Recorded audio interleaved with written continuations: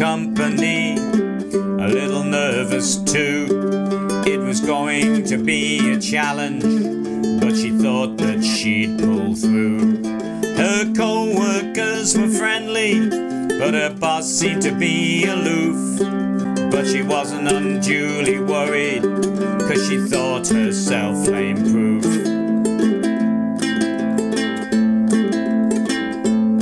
He was intrigued by this new intern. She seemed bright and pretty too.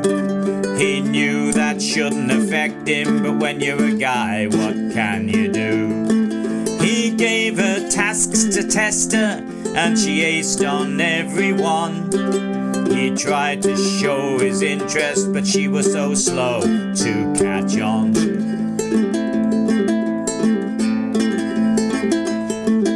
One day they rode the lift together, but it ground to a sudden halt.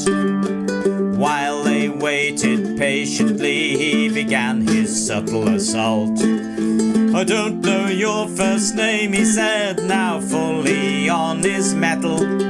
She smiled and said, "I don't know yours, but my parents call me Gretel."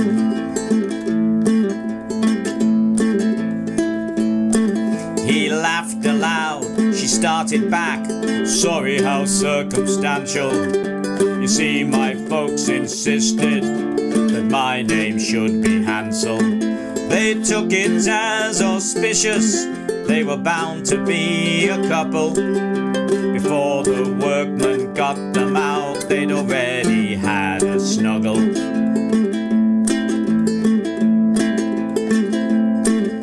They both had a love of rambling upon some forest track. Many times they walked the hills with knapsacks on their back. Until one winter morning, the ground all white with frost, in the middle of a forest, they found that they were lost.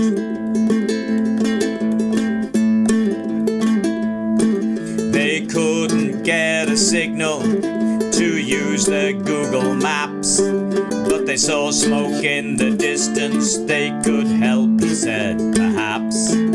They came upon a cottage with a comely lass at the door.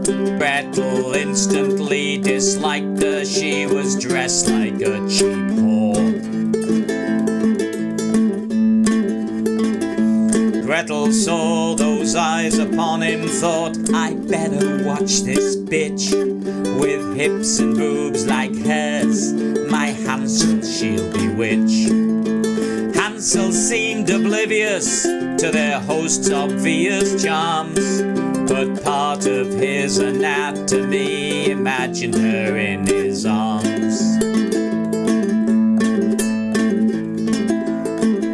"You better stay," the lass declared, "there's a huge storm on its way." Hansel agreed to hang around, to Gretel's sheer dismay. As the tempest did its worst and thundered high above, the lass swiftly turned to Hansel and said, "We should make love."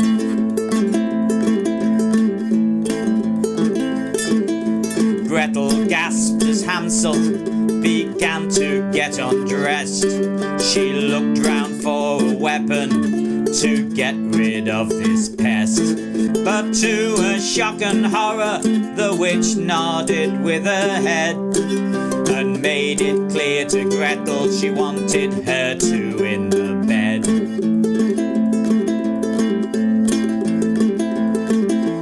Hansel, Gretel and Brenda set up a menage a trois. Gretel realized her morals had been far too bourgeois. She'd placed too much importance on the coincidence of their names. Now she happily joins with Brenda in their threesome's bedroom games. The moral of this story, if moral there should be, is don't give superstitions too much credibility.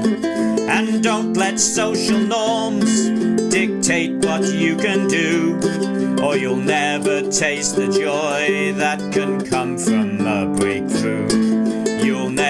taste the joy that